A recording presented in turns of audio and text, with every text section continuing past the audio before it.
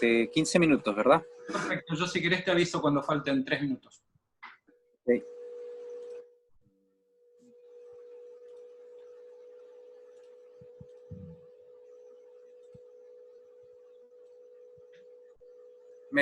¿Me avisan, por favor, si se ve? Sí.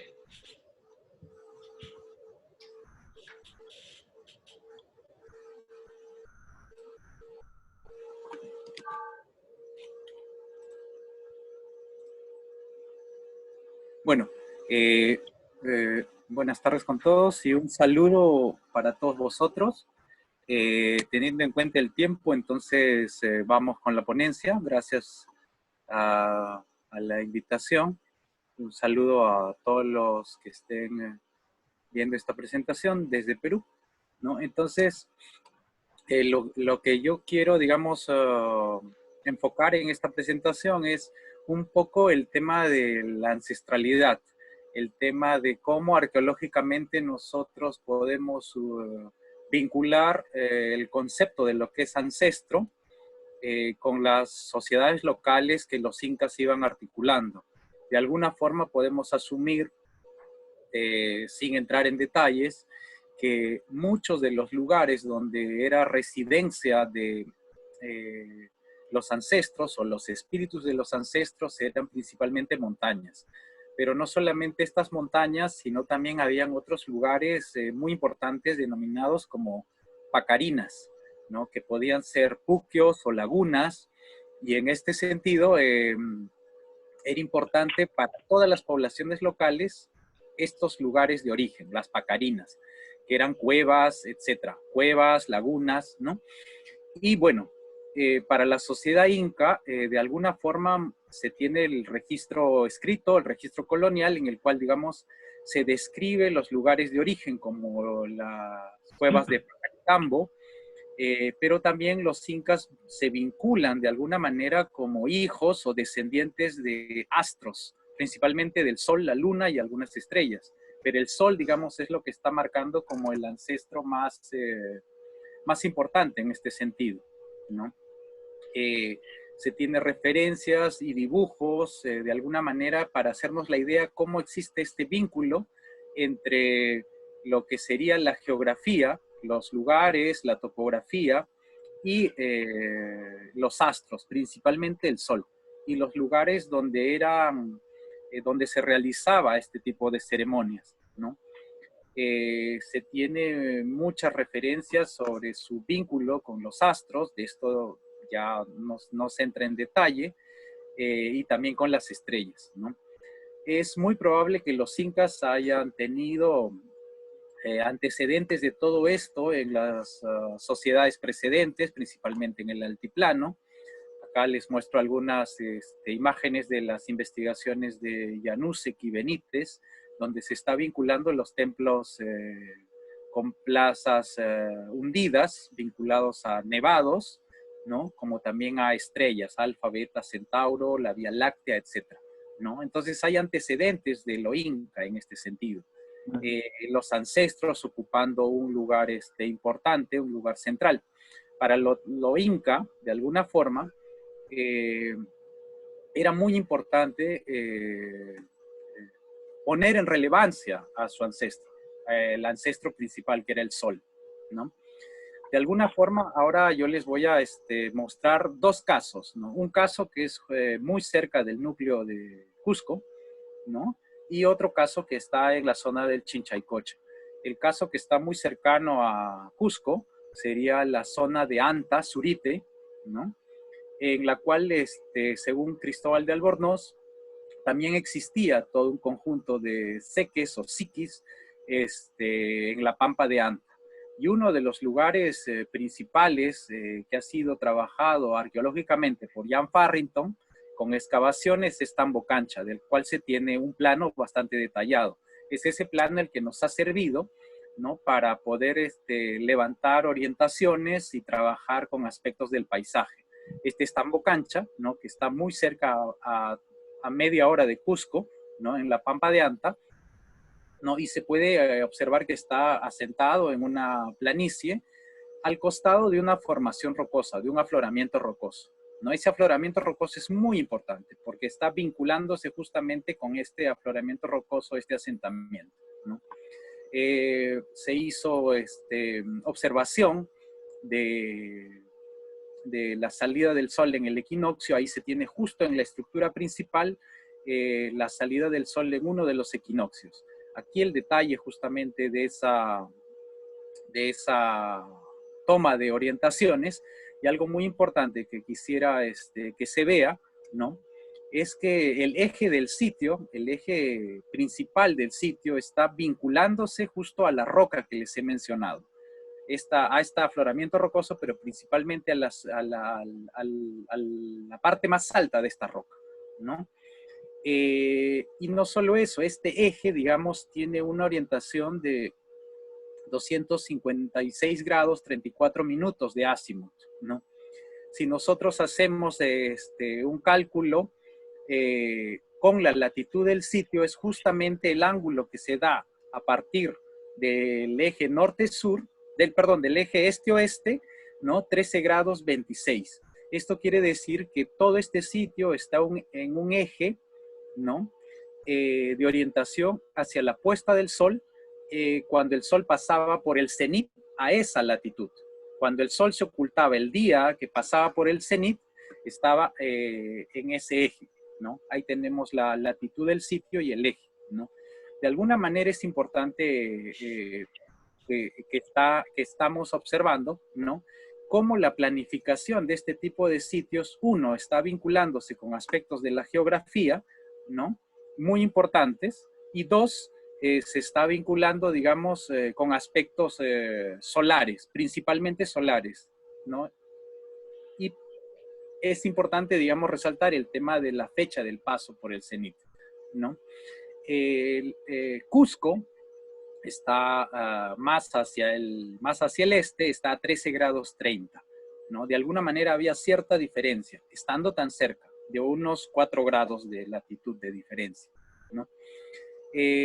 Pero no solamente eso, sino que muchos de los aspectos geográficos del entorno han sido considerados para la planificación.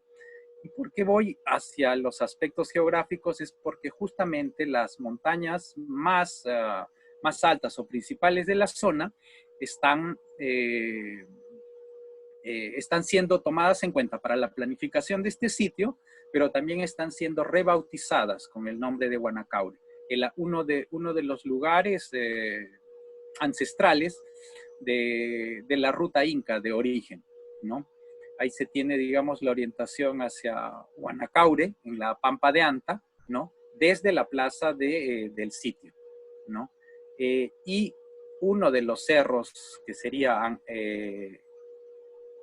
Ancatiana, Huanacaure, hacia esa parte, justamente se tiene una de las cimas, justamente delimitadas con arquitectura, ¿no? Se puede observar ahí.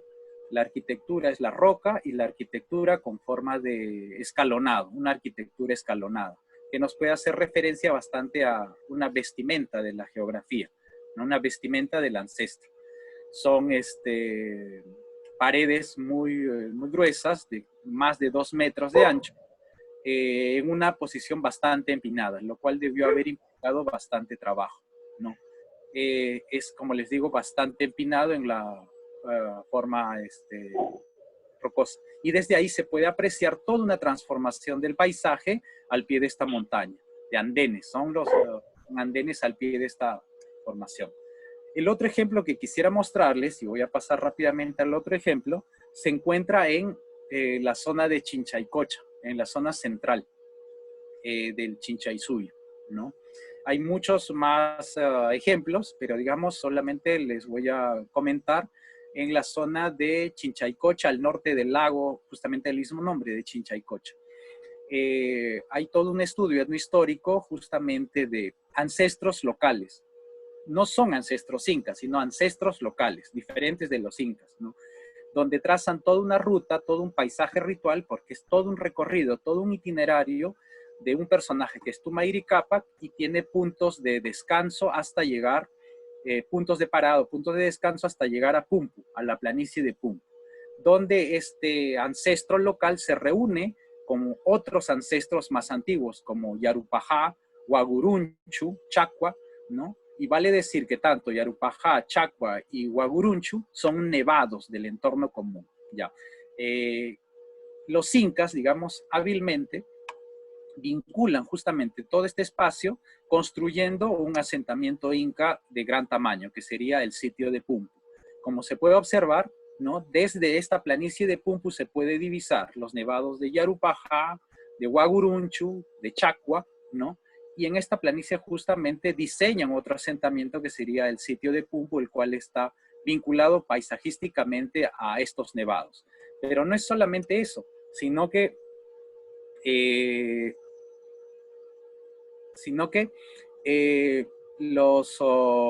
asentamiento, de alguna forma, estratégicamente, los incas están tratando de vincular el ancestro que les corresponde a ellos, que sería el ancestro solar, con los lugares locales, con estos ancestros locales, ¿no? Entonces tenemos, por ejemplo, de este diseño del sitio que ya fue, digamos, trabajado desde una perspectiva astronómica con John Hislop y Ramiro Matos, ¿no? Se continuó justamente en este sentido, en esta perspectiva, ¿no? La ubicación de estas plataformas, las plataformas Ushnu en este caso, ¿no? Que de alguna forma no solo eran centros de libación, sino también eran lugares de vínculo paisajístico y vínculo astronómico, ¿no? Entonces se tiene las plataformas en este itinerario ritual, principalmente en la zona de Pumpu, ¿no? Y desde Pumpu, digamos, cómo se estaría vinculando con los principales puntos del paisaje, ¿no? Uno de los puntos, por ejemplo, con los cuales está el sitio, como sitio, digamos, con su eje equinoccial, está vinculado con una de las formaciones rocosas que se llama Shushu, hacia la puesta del sol en el equinoccio, ¿no? Pero el Ushnu está desviado, ¿no? Está desviado 9 grados, ¿no? Está desviado 9 grados. La orientación del Ushnu está desviado hacia Wichha, ¿no? 3 minutos, José Hacia, Luis. ya, falta poquito. Bien. Hacia Wichca, ¿no? Entonces, lo que tenemos justamente son ejes, digamos, que están vinculando hacia topografía donde hay presencia de ancestros locales, ¿no? Como sería el Nevado Ulcumayo, ¿no? De alguna forma hay este fuerte vínculo, este estrecho vínculo entre lugar de origen, lugar ancestral, y cómo los incas están tratando de vincularse no solamente paisajísticamente o geográficamente, sino también astronómicamente con el paisaje local, con el entorno local, ¿no? Entonces, el diseño está implicando acondicionarse al paisaje, pero también con posiciones muy importantes para las festividades incas, que eran festividades solsticiales, festividades equinocciales, pero uno de los vínculos principales siempre es el vínculo hacia la salida del sol o la puesta del sol, cuando el sol estaba en el cenit para esas latitudes, ¿no?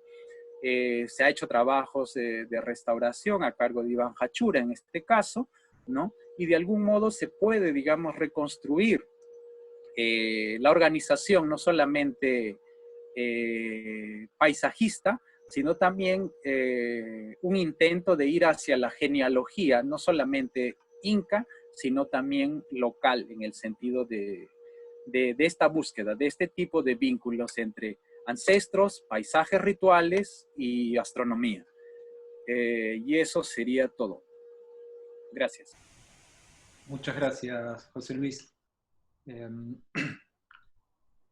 Bueno, si dejas de compartir, ahí pasamos a la próxima charla.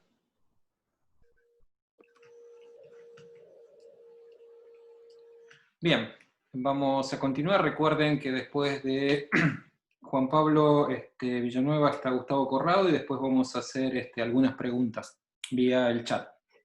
Bueno, ahora toca el turno de los frisos calendáricos astrales de Guayacán, de Cieneguilla, en la provincia inca de Pachacamac, en la costa central del Perú, por Juan Pablo Villanueva. Bueno, Juan Pablo, cuando quieras compartir, comenzamos.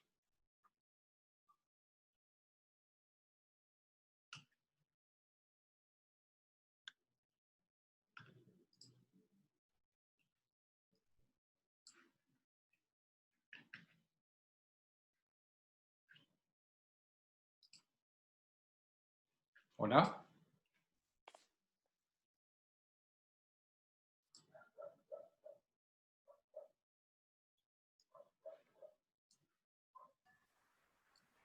Hola. Hola Juan Pablo, ¿me escuchás? Sí, ¿te escucho? ¿Me escuchan a mí? Sí, ¿Te puedes observar el power ya? sí, sí. Muchas gracias. Solo para agradecer a los organizadores de este importante evento por la invitación y agradecer a todos los participantes por su atención. Muchas gracias. Bueno, el trabajo que les presento es un trabajo de investigación de los frisos calendáricos astrales de Huaycán de Cieneguilla, un sitio que se encuentra en la provincia inca de Pachacamac y cuyos datos...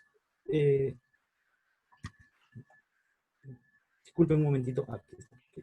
Queremos discutir en base a estos datos que hemos recogido en este monumento, los problemas acerca del calendario de astronomía en el Tahuantinsuyo, porque sabemos que hay una serie de modelos y evidencias históricas y arqueológicas acerca del cómputo del tiempo, que al final de la ponencia voy bueno, ustedes ya lo conocen por toda la bibliografía, entre ellas de los estudios del doctor Chulkovsky y otros grandes investigadores, y al final voy a, un poco, con los datos que hemos recuperado en Huaycán, poder discutir algunas de las propuestas acerca de estos calendarios. Bueno, sin más preámbulos, vamos hacia Huaycán, pero antes de eso tenemos que tener el contexto de Huaycán en Pachacamac, que es uno de los extremos del mundo inca conocido, según el manuscrito. Está en el borde del mar de la Pachamama, muy cerca al borde del Limpacha, y es una provincia inca caracterizada por tres unos, ¿no? Que son Maranga, Oyique y Armatambo. Huaycán de Cieneguilla se encuentra a 27 kilómetros al noroeste de Pachacamac, de la desembocadura del río Lurín, y en base a estos estudios hemos logrado hacer una comparación entre la disposición de las casas del sol y la luna que existieran en la provincia inca de Pachacamac con Cusco, ¿no? Entre Pachacamac, Huaycán, Maranga, con Coricancha, Manturcaya, Chuquimarca y... Yo no soy tu mamá, no me digas mamá. Y yo soy tío Jorge. Puquincancha. Huaycán de Cieneguilla tiene una serie de características arquitectónicas El más y simpático de los material tíos. cultural vinculado a lo inca, claramente por macinas, puertas trapezoidales, ventanas, sillería y una serie de otros materiales que evidencian claramente su filiación inca. Los trabajos que hemos realizado han sido parte en marco del proyecto Capañán del Ministerio de Cultura, y en este lugar hemos registrado una serie de 25 frisos en barro, en bajo plano y alto relieve, diferentes conjuntos arquitectónicos del monumento. Hemos hecho excavaciones en el monumento que han permitido conocer una secuencia que viene de finales del intermedio tardío hasta una ocupación inca de 3 subfases, y los frisos se están construyendo y remodelando en estas sucesivas fases de la ocupación inca del monumento. Además, hemos hecho los estudios arqueastronómicos midiendo los azimuts y las alturas de horizonte de cada friso que hemos registrado, y esto nos permitió tener una idea de que existen dos conjuntos de frisos, de factor 12, que se orientan al suroeste y al noroeste, y de factor 13, que exclusivamente se orientan al sureste. A continuación vamos a presentar los datos que tiene cada uno de estos conjuntos de frisos. Este primer conjunto se caracteriza por un emblemático friso que se llama el Patio de las 12 Lunas, es un conjunto arquitectónico llamado Las Hornacinas, en la parte norte del lugar central de Huaycán, donde un friso está frente a dos plataformas que circundan un patio. Este friso, que muestra 12 círculos que han sido interpretados como 12 lunas o círculos lunares, originalmente tuvo 9, como ustedes pueden ver en la gráfica, hay un vano sellado, ¿no? que evidencia que existieron originalmente 9 de estos diseños circulares, y posteriormente al sellarse el vano se construyeron otros 3. Vamos a volver a este tema más adelante. Este friso claramente se relaciona a una plataforma desde la cual se tiene una visión del horizonte y cuyo eje central se orienta a la puesta del sol en el solsticio de diciembre, que es observada justamente con los frisos frente al vano de la plataforma. Además, aún la toponimia del lugar evoca un topónimo solar, que es Chavilca, que haciendo el análisis etimológico refiere a la llegada del sol allá en lo alto. Particularmente en el solsticio de verano, porque Vilca está relacionado a Vilcacuti, que es el solsticio cuando empieza a derivarse el sol en el trópico de Capricornio, Cáncer del Sur. Bueno, para interpretar esto vamos a usar un poco las fuentes históricas, o para tener una correlación de los datos arqueológicos. Tenemos que para interpretar estas 9 lunas, tenemos una referencia muy puntual de la costa norte del Perú, donde un indígena refiere en un interrogatorio que de tantos meses es un año, dijo que 9 meses. Es importante que estas evidencias de calendarios regionales, probablemente de la costa, no cuentan con mucha información contextual, tanto arqueológica como histórica o etnográfica. Sin embargo, este friso se asocia a otros que vamos a ver posteriormente. Cuando se hace la transformación de 9 a 12 lunas, es probablemente que en la fase posterior, dentro de la misma agrupación inca, está relacionado a estos calendarios que conocemos por las descripciones de todos los cronistas. Bueno, aquí hemos hecho selección de 2 citas como Polo Delgado y César de Legón, que mencionan que el año va a partir de 12 meses por la luna, ¿no? Esto es muy de público conocimiento, muchos estudios sobre el tema se han referido. Pero este friso está asociado a otro friso. Lamentablemente, diseños escalonados, como vamos a ver a continuación. No podemos saber cuántos frisos se hicieron aquí, pero una reconstrucción permite más o menos hacer una tentativa de que pudieron haber entre 30 y 35 diseños. Sin embargo, es curioso que este friso podamos relacionarlo a una evidencia de un unku, ¿no? Es un unku del donde existe una configuración numérica que evoca 9 periodos de 30 y 31 días alternados en 2 grupos de 5 y 4 días, ¿no? Esto ha sido interpretado como un unku calendárico por Zuidema. Es la única referencia que tenemos que podría relacionarse a una posible cuenta de 9 meses o 9 periodos o 9 lunas que podría reflejarse en este friso que hemos encontrado en Huaycán. Por otro lado, está el friso de 13 lunas, que está en un patio cercano al anterior, y que muestra además de estos diseños circulares dos diseños muy distintivos, que es un signo semicircular que llamamos doble tumi y un signo zoomorfo de perfil. Al realizar las mediciones, hemos establecido que este friso se orienta a la salida de la alfa y beta de las estaciones cercanas al sur, como son alfa y beta Centauro y también la Cruz del Sur, ¿no? Y además el diseño zoomorfos estaría relacionado probablemente a la constelación oscura de Atos con el Zorro, que está bien cercana a la constelación de Escorpión. Es muy conocido a través de una serie de fuentes históricas y etnográficas que el zorro está vinculado, o una zorra está vinculado a la luna, y es parte de todo un ensamblaje mitológico que está vinculado a Pachacamac.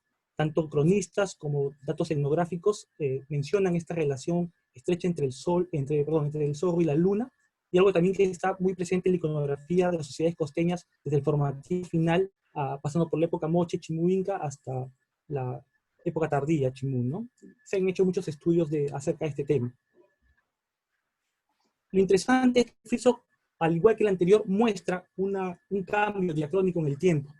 Probablemente se asoció a un friso de 12 círculos, que fue la parte noreste, que fue destruido en un segundo momento, en una posterior remodelación. Y cuando esto sucede, un nuevo friso es construido en una plataforma frente al friso anterior, que es modificado. Y este friso está compuesto probablemente de 12 diseños escalonados vinculados al mismo signo que llamamos signo lunar. Y este se orienta a la salida del Sol el día del solsticio de junio. Esta misma orientación hacia la salida del Sol el solsticio de junio está vinculada a muchos otros frisos y plataformas que se encuentran en el mismo monumento arqueológico, y además está también vinculado a la salida de la Luna en su extremo norte. En sí, los frisos de 2 y 13 están claramente entonces relacionados a eventos astronómicos particulares. Además, en este patio, en este segundo momento de remodelación, se construye otro friso, compuesto de diseños escalonados. Una reconstrucción de su configuración nos permite proponer de que probablemente este friso esté relacionado a la cuenta de 3 semanas, de 10 días, contadas con los dedos de la mano, en base bueno, no lo puedo dar en detalle en este momento por el tiempo, pero en base a un análisis de la conformación numérica de los frisos, de sus direcciones, y cómo se cuentan, por lo menos actualmente, a través de estudios como de Gary Burton, en la vía social de los números, los dedos de la mano. Además, Este frisos escalonados están presentes en muchos otros frisos, tanto en Huaycán como en los sitios cercanos como Molle, Panquima, Chontay, sitios muy cercanos al sitio de arqueológico de Huaycán, y estos siempre presentan recurrencias numéricas que van de 30, 15, 10 y 5. Números que evocan de alguna manera probablemente cuentas del tiempo vinculadas, como y otros documentos, a cuentas del tiempo del calendario inca. Lo interesante es que este friso de 13 lunas no necesariamente probablemente estaría relacionado a estas cuentas, porque en el patio del costado de este friso encontramos los restos de un friso muy temprano de la secuencia, es decir, de la fase 1.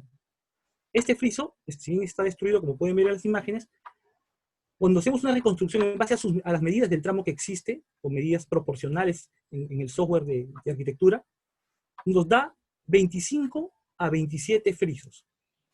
Esto es algo muy interesante porque nos permite de alguna manera comparar esta configuración numéricas con el famoso manto Yigya que trajo su idema del Museo de Fines Artes. Este friso, al igual que el manto, está separado en 2 secciones, o 3 secciones, por un diseño zoomorfo,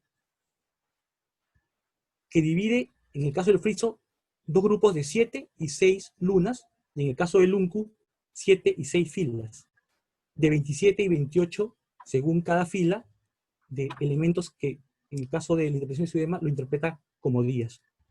Evidentemente existen otros números para los cuales el autor hace una serie de propuestas, pero que yo en este momento no voy a entrar a debatir. Además, estos frisos que mencioné se relacionan siempre los frisos de 13 con los frisos de 12, y existen muchos ejemplos, al menos 3 claramente, ¿no? Ejemplos, aunque existen otros más, de siempre esta relación de 12 y 13. Estas relaciones de números y de frisos que probablemente estén relacionados a 30, o 31, 29, y otros que probablemente estén relacionados a 27 y 28, ha sido propuesto también en estas asociaciones de estos mantos que ha trabajado su idema en sus artículos de los mantos calendáricos de Chuquibamba, que son hipótesis de propuestas de conceptos y representaciones calendáricas. Lo importante es que esta investigación, de alguna manera, propuso que existe un cambio en el tiempo de los frisos. Hay un cambio diacrónico. En la primera subfase, ¿no?, de Huaycán 2A, existen estas diferentes cuentas, 9, 12, 13, ¿no?, de lunas o signos escalonados geométricos que están relacionados metafóricamente a estas lunas, en las mismas orientaciones, en las mismas asociaciones. Y en una segunda fase, solamente los frisos que tienen estas representaciones de 9 y 13 van a ser objeto de remodelación, más no los frisos, ningún friso que tiene 12 signos va a ser remodelado. En las fotos se pueden ver algunas de estas remodelaciones, estos cambios que permitieron en una siguiente fase estandarizar los frisos a representaciones de 12 signos que pueden ser circulares o escalonados, que nosotros referimos como representaciones de lunas. 3 minutos, Juan Pablo. Entonces creemos, sí, gracias, ya voy terminando. Entonces creemos que existe una estandarización, una propuesta que ya ha sido esgrimida por otros investigadores, una posible estandarización del calendario lunar solar de 12 meses fijos de 30 días. Pues esas evidencias nos permiten de alguna manera discutir los calendarios, estos modelos hipotéticos que fueron creados a través de los análisis de las crónicas, algunos quipus, los mantos, y los frisos nos permiten naranja resaltar algunas probabilidades de evidencias de ciertos calendarios respecto a otros, ¿no? Que es congruente con muchas investigaciones que se han realizado, ¿no? Hay ciertos consensos, aunque también hay ciertos debates como el famoso calendario seque de su idema, que es muy debatido, pero también nos permite discutir temas como los días suplementarios, el tercer mes intercalar, en fin, una serie de cosas que todavía no creo yo no tenemos suficientes datos. Mis conclusiones son que los frisos calendáricos astrales de Huaycán y otros sitios de la costa son, conjuntamente con otros sistemas de soporte de representación, llamemos quipus, gigas, una evidencia de la complejidad de estos calendarios. Las características y problemáticas aún están pendientes de ser resueltas. Por lo tanto, los modelos hipotéticos del calendario propuestos hasta el momento esperan aún mucha más evidencia para ser aceptados, afinados o descartados. La evidencia arqueológica debe mostrar además el desarrollo diacrónico de estos calendarios en los Andes hasta el o los utilizados en todo el Tahuantinsuyo. Muchísimas gracias por su atención. Bueno, muchas gracias, Juan Pablo.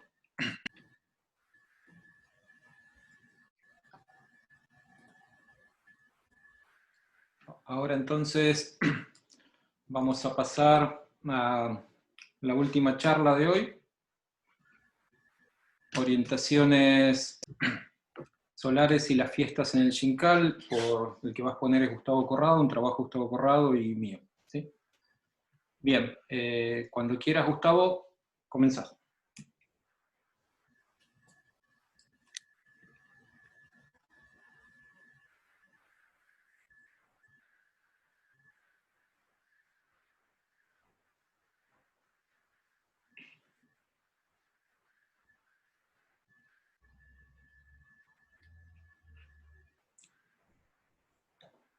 Gustavo. Ahí está. Hola, si no tenía el audio. ¿Qué tal? Buenas tardes, ¿cómo anda toda la gente? Tengo que agradecer a Marius, a José Luis, a Juan por aceptar mi invitación, así que les mando un gran abrazo a ellos. Y bueno, y vamos a seguir comenzando con esto que estamos estudiando actualmente en el Xincal. Como sabrán, este sitio ocupa un área aproximada de 32 hectáreas, se encuentra ubicado en el noroeste de la República Argentina, está a una altura promedio de 1.370 metros, tiene una ocupación inca avalada por 3 fechados radiocarbónicos hechos por el arqueólogo platense Rodolfo Rafino, que va desde un periodo de 1471 a 1536. Y después viene toda una ocupación hispano-indígena, española y sucesiva. El sitio, como podrán observar, tiene una plaza ortogonal, casi perfecta, orientada cardinalmente, y como se observa, igual que en el caso, como había mencionado acá nuestro amigo José Luis Pino Matos, tiene el Usnu rotado hacia el sudeste. El sitio posee varios complejos habitacionales, que podemos marcar acá, un sector de colcas, 2 cerros aterrazados, con acción antrópica en sus cimas, aplanados, que están los dos casi a una altura de 25 metros sobre el nivel de la plaza, un sector de elite, y bueno, y varias estructuras adyacentes en el sitio. Pero nosotros lo que nos vamos a ir a ocupar en realidad son de dos lugares específicos. Va a ser el Uxnu, en este caso. Como ustedes saben, el Uxnu del Xincal es un Uxnu perfecto de 16 metros de lado. Sufrió muy poca destrucción y bueno, y a través de la anastilosis hecha por el doctor Rafino en la década de los 80 quedó así como se ve en la imagen. Tenemos otra estructura que se conocida por el lugarino como le llaman el Templo del Sol, para nosotros sería Complejo 5 o Cerro Aterrazado Oriental. Este cerro posee una escalinata, como se puede ver, recta, a la cima donde se encuentra un círculo de piedras arriba que en teoría formarían una huaca. Después encontramos que estas otras estructuras que nosotros vamos a referirnos principalmente, que después del Uxnu, a nuestro parecer, junto con Sisto, sería una de las más importantes del sitio, que es el Cerro Aterrazado Occidental, Complejo 12, o mal llamado, como llaman los guías turísticos del sitio, Templo de la Luna. Acá tiene una imagen del cerro. Bueno, vayamos a una de las cuestiones más específicas del tema. Como podrán observar, como habíamos dicho, la plaza se encuentra orientada cardinalmente, el Ullino está rotado aproximadamente 5 grados al sudeste, haciendo, como había hablado recién nuestro amigo José Luis Pino Matos, un compromiso o una vinculación con los aspectos pasajísticos y aspectos solares. No en el caso como de Pumpu, que serían lejanos, sino a estos dos cerros que están acá totalmente aplanados. Si nosotros proyectamos la línea de las dos huacas por encima y las proyectamos al horizonte inmediato próximo, nos está marcando lo que nosotros encontramos, una alineación hacia una fecha que nos da el equinoccio. Pero no el equinoccio, como muchos autores mencionan, como el equinoccio astronómico, sino que está más corrido a un equinoccio que nosotros denominamos medio temporal. El Ullino se encuentra a una azimut de 84,38, o sea, 84 grados 38 minutos. La altura del horizonte es de 4 grados 30 minutos. Y las fechas que a nosotros nos da para el equinoccio medio temporal en su alineación son entre el 16 y 17 de septiembre, 25 y 26 de marzo, más o menos un día de error. Ahora vayamos al complejo 12, Cerro Aterrazado Occidental, que es para nuestro caso, como ya dijimos anteriormente, uno de los más importantes después del Ullino. Como podrán ver, tiene todo un muro perimetral que lo recubre. Posee sobre sus cimas un par de afloramientos rocosos, afloramientos de roca granítica, las dos líneas de piedras que vamos a hablar posteriormente, y una escalinata que todo el mundo pensaba que era el acceso real del sitio, pero en realidad nosotros, haciendo los estudios de fotogrametría, de fotogrametría aérea, nos dimos cuenta que en realidad la escalinata lo que llega es como a un cerrito más chiquitito, que está adornado igualmente como el cerro, la parte de arriba, por unos muros. Después, el muro, acá tiene una imagen del muro, es un muro simple, de piedra canteada, de la zona, y no es un muro de contención, porque está apoyado sobre la misma roca o pegado sobre roca madre, como se podrán ver acá. O sea que es más un efecto decorativo, como postula Carol Endim. Acá tenemos una vista aérea. Estas imágenes fueron dadas por nuestro amigo, colega y parte del equipo Nicolás Balbi. Encontramos en este punto, que sería, a nuestro parecer, la entrada principal al cerro. Está muy cerca, por acá pasa el Capañán, camino Capañán que se dirige al noroeste. Por encima, muy inmediato a esa entrada, se encuentra una piedra que tiene 3 morteros, que los estudios en 2012 arrojaron que estos morteros eran de tipo ceremonial. No vamos a seguir con eso, no sé cómo vamos de tiempo. Sisto, ¿cómo vamos de tiempo? 7 minutos, Stefan. Bueno, seguimos. Bueno, esta sería la huaca principal, el afloramiento granítico que les comenté. Y vayamos a lo que a nosotros nos interesa principalmente, que es este lugar, las líneas de rocas.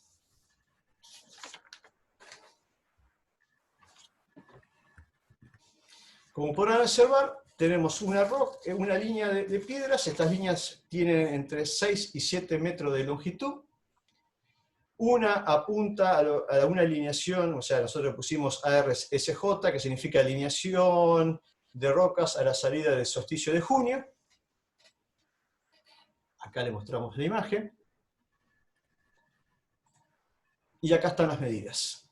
Y la otra, que es lo que más nos llamó la atención, es una alineación de rocas hacia la salida del paso del Sol por el cenit. No local, ahora le voy a explicar. Como ustedes podrán ver, en el horizonte inmediato se encuentra una marca, digamos, una mueca en la montaña, denominada por los lugareños como el cuello del indio dormido. En este lugar,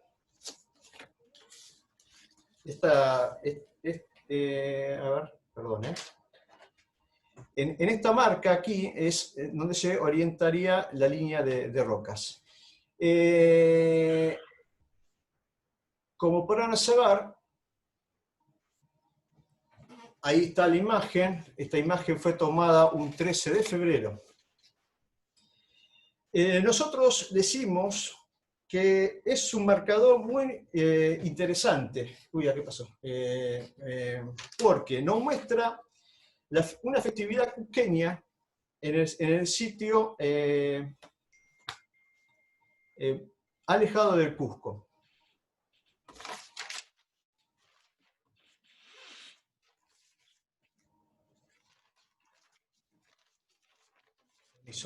Un segundito.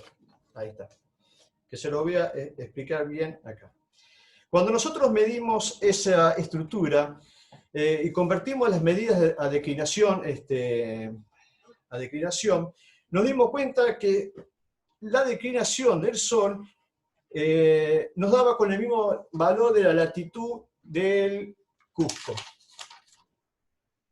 Esto quiere decir que cuando el Sol sale en el Xincar corresponde a la fecha del paso del Sol para el Cusco, o sea, para el paso del Sol por el cenit del Cusco. Entonces, esta imagen nos está marcando una festividad cusqueña alejada del tema, alejada en un lugar alejado en el Tahuantinsuyo. Un lugar que, como ustedes saben, tiene una latitud de menos 27, o sea, de 27 grados, así que acá no hay paso cenital. ¿Y qué es el interés para nosotros? Acá el interés, lo importante es que el cerro nos muestra dos fechas importantes dentro de lo que nosotros denominamos el calendario metropolitano. La primera línea que habíamos mostrado no solo nos muestra una festividad local y a su vez referida también al Cusco, pero la segunda es una festividad netamente cusqueña. Mucho se ha hablado del sitio sobre el tema de las festividades. O sea, mucho se ha escrito sobre cuándo, o sea, que ha habido mucha cantidad de fiestas, pero no se ha mencionado claramente cuándo fueron realizadas. O sea, no se encontró una fecha clave. Se suponía que había podido sido en el Inti Raymi o un paso, o el tema de una alineación al equinoccio, pero no se tiraron fechas precisas. En nuestro caso, nosotros lo que tratamos digamos, lo que tratamos de contextualizar es precisamente para qué días se realizarían estas fechas. En este caso mostramos dos, pero tenemos en estudio, está enviada en publicación, que hemos encontrado dos fechas más. Pero bueno, no se puede mencionar en este momento. Como bien saben, igual que Huánuco Pampa o otros sitios del Xincal, se ha encontrado mucha evidencia arqueológica de fiestas. O sea, se ha encontrado sectores específicos de cerámica, de descarte, donde predomina una cerámica tipo inca provincial, o sea, hecha localmente con influencia inca. Y se ha evidenciado por fuera del sitio grandes cantidades de morteros comunales, que dan evidencia de este manejo de una gran producción a gran escala para ciertos festines. Los análisis arrojaron que los almidones encontrados en dichos morteros y en los restos de las vasijas predominantemente son para la fabricación de la chicha. 2 minutos. Que es una... No, ya terminó, Sisto. Para fabricación de una chicha, que es una bebida que se toma ahí. Y bueno, nuestro aporte a esto es, como nosotros concluimos, es aportar fechas precisas de cuándo podrían ser estas fiestas que se festejaban en el sitio. Hasta ahora solamente se han mencionado que se hacían grandes fiestas, se suponía que eran para Inti Raymi o otro Raymi, pero nunca se encontró, se verificó. Nosotros creemos que estos marcadores nos están dando fechas precisas. Tenemos un poco algo con el tema del equinoccio, porque bueno, hay algunos autores que postulan que sí festejaban el equinoccio y otros que no, pero bueno, puede ser también una fecha posible que tengamos para nuestro marcador calendario. Y para terminar, les quisiera mostrar un videíto, gentileza también de Nicolás Balbi, para que vean cómo es el cerro que estoy comentando.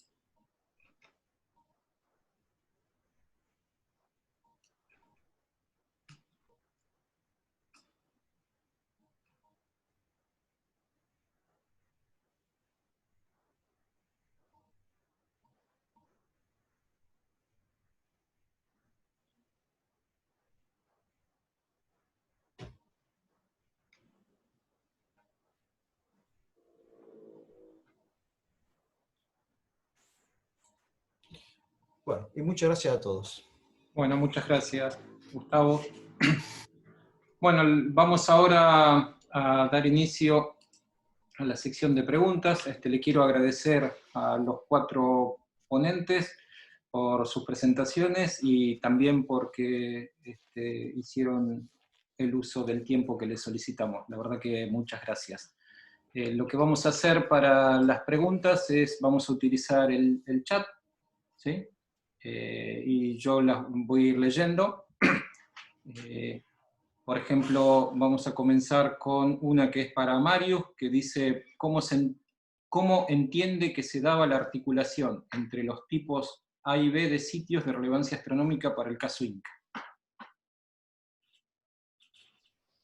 Bueno, esto ya lo expuse en algunas ponencias anteriores, no tuve tiempo de presentarlo ahora. En muy general, las estructuras de tipo A en general tienen la característica de ser destinadas a un grupo mayor de participantes, como tipo plazas, lugares de reunión donde se realizan actividades en público para un número significativo de feligreses, por ejemplo, durante las ceremonias oficiadas por sacerdotes, y lo que se quiere, digamos, obtener es un efecto que yo denomino teatral, en el sentido, por ejemplo, un eje principal orientado hacia, como nos ha presentado muy bien Gustavo, al que tengo un comentario y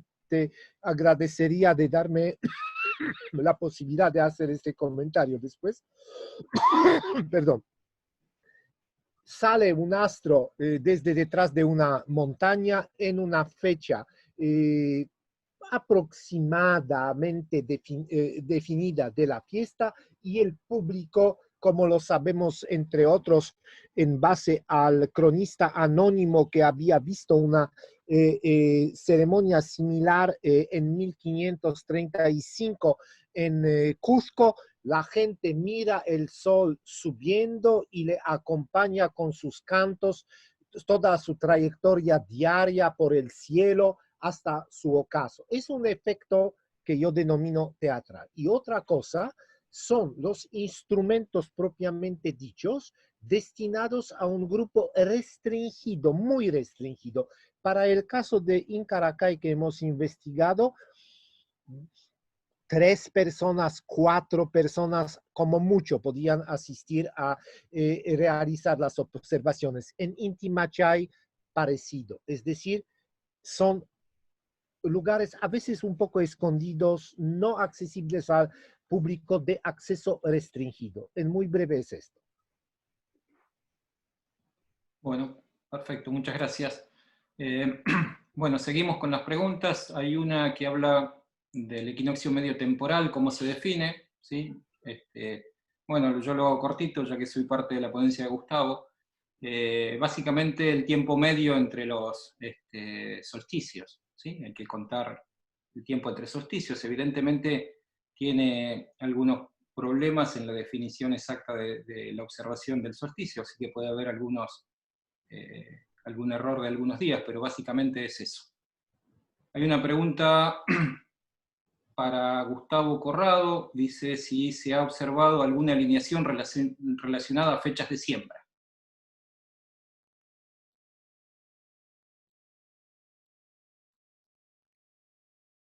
Hola. Hola, sí está, ahí está. Yo pensé que me activabas vos. Yo no tengo activado yo. Dale, cuando nosotros para fecha de siembra, en realidad sí tenemos fecha, pero no la puedo decir, justamente porque está en vía de publicación. Entonces, ya hemos tenido, que hemos dicho exclusivamente un par de datos, y bueno, y han sido tomados. Y lamentablemente, cuando salga publicado esto, te respondo bien la pregunta. Pero sí tenemos para fecha para siempre. Después, Hans quiere hacer un comentario. Si él quiere, lo puede hacer ahora, si es corto. Sikovsky quería hacer un comentario también, ¿eh? Sí, también, sí. Ahora después de Hans, lo dejamos a Mario. Hans. ¿Sí? ¿Me oyen? Sí, te escuchamos. Ok, es que se congeló un momento. Bueno, hola a todos. Bueno, nada más era decir que es bastante importante ese alineamiento del 13 de febrero, que está relacionado a los números que no conocemos bien, que parece ser que no quedaron bien registrados de los incas en torno a la cuestión solar, no necesariamente a la lunar. Sabemos que observaban el cielo y que tenían consideraciones importantes respecto de los astros principales, por ejemplo la luna. Eso no nos queda la menor duda con el trabajo del doctor Marius y compañía. Pero también la cuestión solar es importante, y aquí este alineamiento viene a aportar una vez más ese asunto que se puede relacionar a números que nos quedaron parcialmente registrados en alguna de las fuentes, digamos, que conocemos, ¿no? Entonces, eso es muy importante, un alineamiento más de esas características, y observo también en ese alineamiento que es la unión del horizonte alto y el horizonte bajo local, por decirlo así, el horizonte local alto y el horizonte local bajo. Después, a la derecha, ya se ponen, ya los cerros, digamos, las elevaciones están por debajo del horizonte. Entonces ya no están marcando las salidas o las puestas de algún astro, el sol o lo que sea. Entonces, ahí es importante también. Yo he notado que, bueno, en otros lados, que eso puede ser importante. Cuando tenemos como dos niveles, ¿no? Como dos niveles, uno por arriba del otro, y se juntan, ahí es donde, en esa cuña, en ese hito del paisaje, es donde están observando el sol. Ya no supe si fue en la mañana o en la tarde, pero donde se ve el sol en ese pequeño pedazo del horizonte. Entonces es importante, muy importante. Bueno, gracias, Hans. Tenemos, bueno, el comentario que quería hacer Marius. Sí, bueno, como dije, gracias por darme la palabra. Tengo un corto comentario a Gustavo y una pregunta a José Luis. Si permites, las voy a presentar para no Sí, sí. tomar más tiempo de una vez. A Gustavo, me interesó mucho lo que determinaste con la orientación hacia la salida del sol en la fecha correspondiente al pasaje del sol por el cenit de Cusco y no local. Me tomo la libertad de recordar que es exactamente lo mismo que yo he investigado para el caso de la instalación de la figura de culto de Nuestra Señora de Copacabana por parte de los bueno, el artista era de la Panaca de Viracocha, ¿no? Era inca. Y según mi opinión, era una forma de subrayar sus lazos con la antigua, anterior capital del imperio para de esta manera mantener su prestigio frente a la gente local. Yo creo que este es un caso muy parecido a lo que tienes tú, Gustavo, en Xincal. Es una forma de, podemos decir, relacionar la actividad ritual local con la actividad de la capital por parte de un grupo posiblemente residente de Mi'kmaq cusqueños. Esta sería la explicación. En lo que toca a la fecha de la fiesta, mire el cronista, bueno, el autor anónimo que está publicado en Maurtúa. Tendrás la referencia exacta en mi libro sobre el calendario inca con las citas. Él habla de una fiesta de Raimi a inicios de febrero, ojo, juliano. Juliano, Y sí, sí, sí. corresponde precisamente a al pasaje del sol por el cenit de Cusco en calendario juliano, ojo. Sí, ¿no? sí, sí, sí, sí. Este es mi comentario a Gustavo. Felicitaciones. Espero que tengas una confirmación de tus hipótesis. En lo que toca a José Luis, un tema muy debatido, entre otros, por Giulio Magli, anteriormente por Tom Zaidema, son los llamados seques extra largos o bien orientaciones que sobrepasan el límite del horizonte visible de algún lugar. Yo digo con toda la franqueza que yo soy bastante escéptico acerca de esta teoría. ¿Has encontrado tú en las investigaciones que hiciste, excelentes, te felicito, acerca de las líneas que van de un lugar dado hacia un cerro tal, una idea formulada por la gente local que tal línea tiene una prolongación detrás del horizonte y que se la puede seguir para alcanzar otro santuario o cosa por el estilo? Gracias por la respuesta de antemano. Bueno, si me permiten, dos cosas, ¿no? Uno, en esta presentación, digamos, todas las orientaciones hacia los aspectos paisajísticos son hacia horizontes visibles. Digamos, de eso sí, no hay duda, se ha tomado el registro fotográfico principalmente desde las construcciones y el horizonte es totalmente visible, ¿no? Es máximo, digamos, pueden ser 5 o kilómetros o 10 kilómetros máximo, pero son visibles para la presentación que se hizo ahora, ¿no? En ese caso, digamos, estamos bien, ¿no? Ahora, para el otro aspecto, para horizontes o aspectos del paisaje a grandes distancias que no son visibles directamente, sí, hay muchos casos y se ha encontrado, ¿no? Tengo registros en la zona de Chinchaycocha para la zona de Tarma, ¿no? Donde el sitio importante que es Tarmatambo está vinculado a un nevado que es el Apu Waiwai, ¿no? Se tiene, no es visible desde el sitio, pero sí tiene una orientación muy directa, ¿no? Ese es uno. Después, el caso más emblemático o más claro que se puede hacer referencia es Huanocopampa, ¿no? desde el mismo sitio de Huanocopampa hacia el sur, exactamente hacia los 180 grados, está el nevado de Yarupajá, ¿no? Los picos del Yarupajá, ¿no? Pero desde el mismo sitio no se puede divisar el nevado, ¿no? Uno tiene que en la planicie de Huanocopampa desplazarse un poco hacia el norte y se puede divisar desde más o menos 2 o 3 kilómetros hacia el norte del sitio, se puede divisar el nevado y se puede divisar el sitio de Huanocopampa, ¿no? Entonces sí hay una vinculación con el nevado, sí hay una orientación con el nevado, están en eje, ¿no? Pero no está, digamos, visible desde el mismo sitio, ¿no?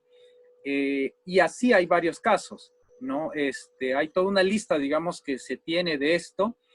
Uno de los casos que trabajamos justamente con Sixto, con Gustavo y con Nicolás hace 2 años, cuando estuvimos haciendo la exploración en todo lo que es la zona de la Purímac, ¿no? Hicimos un registro en la zona de Sayhuite, donde también tiene presencia de un ushnu, ¿no? Es bastante importante este sitio porque de alguna forma tiene la vinculación, ¿no? No hay una vinculación visual, pero sí hay una vinculación hacia el este. El ushnu, digamos, la estructura del ushnu está en orientación hacia el este, hacia la salida del sol, ¿no? Y cuando se hace la prolongación de este eje, ¿no? Se está llegando hacia las montañas sobre las cuales está Choquequirao, ¿no? Ese es bastante importante, pero no hay una visual directa. Nosotros hemos tenido que ir hacia la colina inmediata y desde la colina inmediata, pues sí, se divisa claramente todo lo que es el paisaje hacia el este, incluso los mismos nevados, ¿no? Entonces es muy probable que se haya hecho vínculos con puntos medios, ¿no? Pero de alguna forma sí existen esos vínculos, aún así no sean visibles, ¿no? Con montañas que se considerarían son muy importantes. Bueno, hay toda una lista y está en proceso de trabajo esto también, ¿no? Bueno, muchas gracias. Hay una pregunta para Juan Pablo. ¿Sí? ¿Tiene evidencia etnográfica sobre cuencas lunares en su área de estudio? Gracias. Bueno, exactamente en el área de estudio no, pero en áreas cercanas hay evidencias de cuencas lunares de 28 días en el área de Yauyos, el área Tupe, que es la parte de la Serranía de Lima, pero hecha por maestros o profesores, y quizás no son, o la academia, de alguna manera, no ha ponderado, porque también es un tema delicado, a veces evaluar la certidumbre de estas referencias de ciertos maestros de escuela. Por otro lado, el doctor Campana refiere a algunas también tradiciones de cuencas probablemente lunares siderales en la parte de la costa norte, y también hay algunos datos de pescadores de la costa norte con calendarios lunares siderales, ¿no? Pero todavía esa información no está sistematizada, lamentablemente. Está en proceso de recopilación y sobre todo de que los antropólogos de alguna manera se involucren y tengan un registro más sistemático de estos datos. Bueno, muchas gracias. Hans quería hacer un comentario, si es corto, Hans, a Marius, ¿sí? Sí, bueno, eso del 11 de febrero, o sea, de hecho dice 1 de febrero, se pasa al 11 de febrero gregoriano, queda, por lo que estuvimos analizando en algún momento, siempre un día antes de cualquier comienzo, de cualquier paso cenital en el Cusco, en el 12 o 13 de febrero. O sea, prácticamente quedaba un día antes, o medio día antes. Esto quería decir que la gente estaba muy probablemente iniciando ese ciclo y esperando ese ciclo para que siempre sucediera el inicio de ese ciclo antes del paso cenital, a unos momentos antes quizá del cenital. Y esto nos remite también al asunto de que se supone que todos los caminos convergen o convergían en su momento en el Cusco, en el Templo del Sol, que también se podría considerar una huaca, que ese ya es otro tema de discusión. Entonces ahí están los famosos números 328 y 37, que estamos preparando otro trabajo, queremos hacer un ajuste a esos números, pero eso ya no lo comento ahorita porque es para otro momento, pero he ahí la importancia de este alineamiento 13 de febrero que tiene Corrado, de que se están haciendo fuera de los lugares en donde suceden esos pasos cenitales, porque están asociados a lo que es el poder, ¿no? A lo que es el imperio en sí mismo, el centro, que en ese momento pues parece ser que era el Cusco. Eso era en cuanto al comentario al queridísimo doctor Marius. Y un anuncio, no sé si lo puedo hacer ahorita o después, breve. Ahora, cuando terminemos lo haces, no hay problema, Hans. Gracias, gracias. Tenemos una pregunta de José Luis. Si querés, directamente se la haces a Mario. José Luis está aquí. Sobre la hipótesis y la función del torreón. Sí. Marius, ¿cómo estás? ¿Qué tal? Hola. Bueno, felicitaciones por el trabajo. Se tuvo que prestar atención, pues todo pasó bastante rápido con toda la revisión de los antecedentes y todo esto, ¿no? Entonces, teniendo en cuenta, digamos, todo lo que has mencionado, se acercaría la propuesta del Torreón, ya que es, digamos, no es una plaza, no es un patio, digamos, sino más bien es una estructura bastante restringida. En este caso, como lo plantea, se acercaría entonces más hacia una cuestión más instrumental o mnemónica, como mencionas. Esa era la consulta, ¿no? Es una muy buena pregunta. Sabes, Sara, que es muy difícil en este momento de contestar. ¿Por qué razón? Como he dicho, se han formulado dos tipos de hipótesis acerca de esta estructura. La primera es de Rolf Müller. Él supone que, en referencia a algunos elementos del paisaje, un observador en un lugar determinado dentro del torreón podría sucesivamente observar los dos solsticios por una ventana y por la otra, la salida del sol para ser. Bueno, pero aquí viene un problema. ¿Para qué? Porque la observación de un solsticio es bastante banal. Del punto de vista puramente técnico, no estamos de acuerdo, no es una cosa del otro mundo para hacer tal observación. Entonces, la pregunta sería, hablando de la hipótesis de Müller, está bien, esto es posible, hemos comprobado que esto sí es posible, pero ¿justifica esto la construcción de un edificio de esta calidad, de una ubicación complicada, perdón, y de este acabado que ustedes han visto? ¿Es suficiente esto? Y aquí viene la pregunta. La otra hipótesis, la de Dearborn y sus colegas, está orientada hacia una función más puntual, es decir, más precisa. Solo que tenemos dos problemas.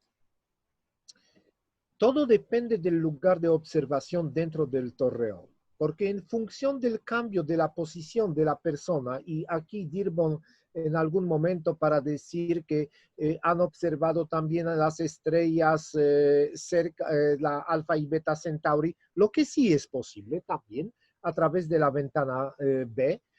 Uno tuvo que estar prácticamente echado sobre el suelo y mirando, bueno, posible.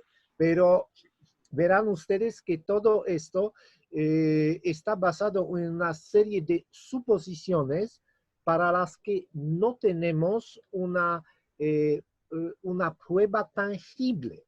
Por ejemplo, en forma de un asiento orientado hacia un lugar de donde uno podía mirar hacia tal y tal punto.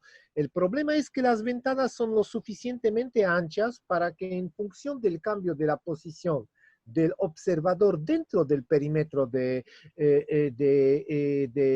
torreón, uno pueda observar esta u otra cosa, acercándose de una ventana o alejándose de ella. Y esto no es para comprobar a ciencia cierta. Este es el problema. Finalmente llegamos al problema de las rayas en la roca. Es indudable que han sido hechas de manera premeditada y con algo de, podemos decir, de trabajo de caridad. Lastimosamente la piedra está dañada por diferentes factores, no tengo tiempo de explicar por qué. Ha sido dañada, parte de la raya original había desaparecido, al igual que lo de Pisa, al que Dearborn y White hacen una referencia que es algo parecido. Una cosa que hemos podido determinar es que las 4 protuberancias alrededor en las esquinas de las 2 ventanas difícilmente podían servir para levantar las piedras, como por ejemplo suponían algunos autores críticos de la teoría de Dearborn y White, simplemente por el acabado de la parte superior y no inferior. Realmente parecen como algo que servía para sostener un tipo de cuadro o algo, en fin, que servían para amarrar algo. Esta es una cosa clara. Algo había del otro lado de las 2 ventanas. ¿Era la plomada sugerida por Dearborn y White? Francamente no lo sabemos. Es decir, para finalizar, dado el acabado de la estructura y estos elementos que acabo de mencionar, es probable que había sido diseñada para un fin de observación bastante preciso. Pero ¿cuál era la técnica? Esto lastimosamente me temo que no podremos contestar a ciencia cierta a esta pregunta. Podemos formular ciertas hipótesis como Dearborn y White, pero de aquí a encontrar una prueba tangible, difícil. Es mi respuesta. Un poco pesimista, pero no siempre podemos dar una respuesta definitiva. Bueno, gracias. Yo, ya que está, contesto una pregunta. Dice, los alineamientos les permiten dar fechas. A ver, ¿dónde está? No, ese es otro. En cuanto a lo que ustedes dicen, pareciera que para hablar de fiestas hay que encontrar alineaciones. O sea que si no se encuentran alineaciones, no hay fecha probable de una posible fiesta.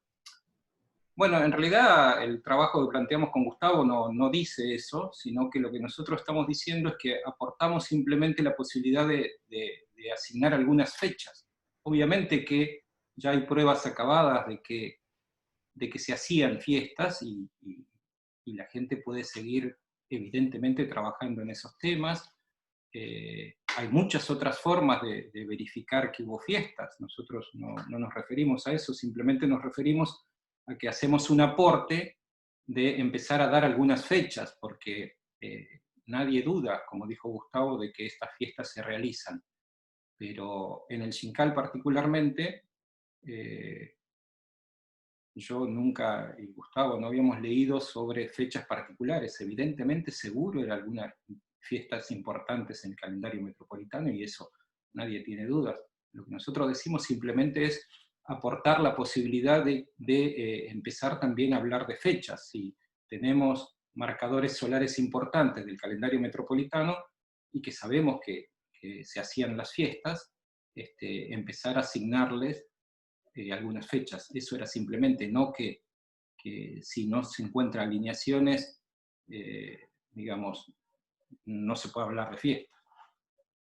Bien, después, ya que está, también le contesto a quien pregunta sobre las fiestas. Bueno, lo que habló Gustavo, que pareció medio misterioso, es simplemente que estamos haciendo el trabajo y cuando lo publiquemos vamos a hablar de las nuevas fechas que encontramos.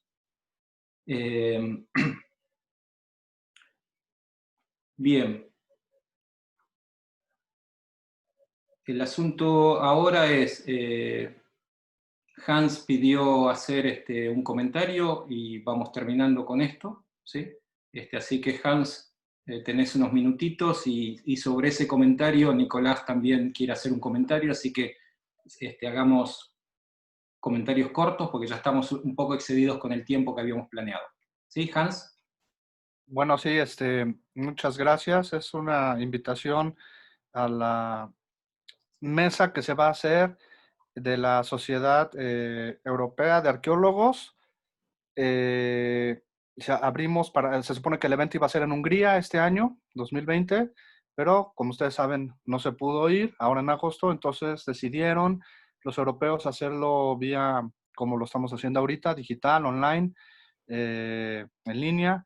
Entonces ya el evento de la sociedad empezó y nosotros habíamos abierto una mesa de astronomía cultural que fue aceptada, y esta va a ser la próxima semana, el próximo jueves 27, si no me recuerdo.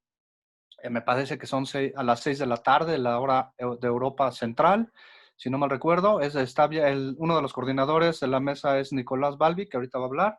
El otro es Stanislaw Maniszewski, que bien lo conocen. Ahorita está a punto de dormir en Polonia. Creo que terminó una clase. De hecho, estaba en clase, así que por eso no entró ahorita.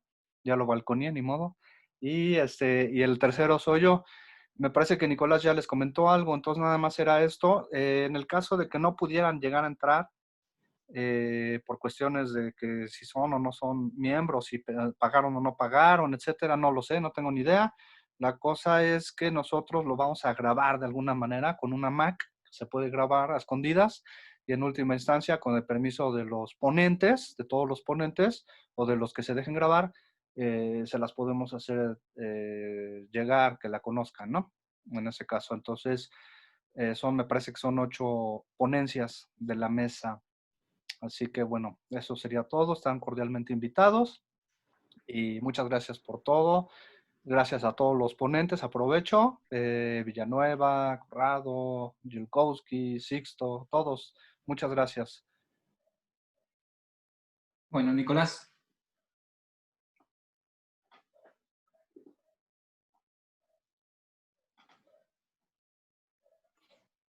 Ahí tengo audio. Bueno, también muchas gracias a todos y muchas gracias por las ponencias que han hecho.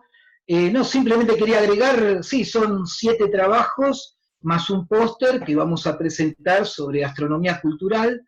Es la segunda vez, el segundo año que lo hacemos en la EAA. Y bueno, este año, aparte de presentarnos juntos con Stanislav y con Hans Martin, uno de los trabajos lo vamos a presentar con Gustavo Corrado, que fue uno de los expositores, que vamos a presentarlos todos juntos. La hora es a las 15:30, hora argentina, ¿no? -3. Así que bueno, no sabemos, el sistema es Hoplin, no sabemos si va a permitir grabar, pero vamos a grabarlo de alguna manera y les vamos a ver si podemos proveerles de un link para que los puedan ver. Muchas gracias. Bueno, tenemos un último anuncio y ya vamos cerrando este encuentro. Marius, ¿puede ser? Sí, gracias. Estimados amigos, como es de su conocimiento, el año venidero en la ciudad de Foz de Iguazú, en Brasil, se realizará el 57º Congreso Internacional de Americanistas. Él quien les habla, junto con el doctor George Braswell, somos responsables de la coordinación del temario de arqueología. Ahora bien, el día 1 de septiembre del año en curso habrá otra convocatoria para simposios, porque por el momento la verdad es que hay solo 8 simposios en arqueología y ciencias asociadas que hemos aceptado para este congreso. Notarán ustedes que para un congreso que reúne 5.000 como mínimo de participantes es una vergüenza tener solo 8 simposios en arqueología y ciencias asociadas. Como que les invito a todos ustedes de considerar la posibilidad de presentar a partir del 1 de septiembre, cuando se abrirá esta convocatoria, de realizar quizá un simposio en arqueoastronomía dentro del cuadro de este importante congreso. Es una invitación que hago a nombre del comité organizador. Muchas gracias por la atención. Bueno, muchas gracias. Bueno, yo les agradezco a los ponentes, les agradezco a los que participaron de estas charlas, y para terminar, bueno, los esperamos la semana que viene. No sé, Alejandro, si hay cambio de horario para la semana que viene. Y a todos los que nos preguntaron por la grabación, sí, van a estar disponibles las ponencias de José Luis, de Gustavo y Juan Pablo, y también la parte de la discusión. Así que próximamente les diremos cómo acceder a ello. Sí, en el caso de la semana que viene, si no recuerdo mal, es a las 16, pero ya lo vamos a comunicar para que todo el mundo lo tenga al tanto. Así que bien, perfecto, 16 horas Argentina. Bueno, entonces les vuelvo a agradecer a los ponentes, muchas gracias por su tiempo y a todos los que participaron. Gracias. Gracias. Nos vemos. Hasta luego. Gracias, nos vemos. Muchas gracias, hasta pronto. Cuídense. Gracias por todo, nos vemos. Gracias. Nos vemos. Hasta luego. Hasta la semana. Hasta luego.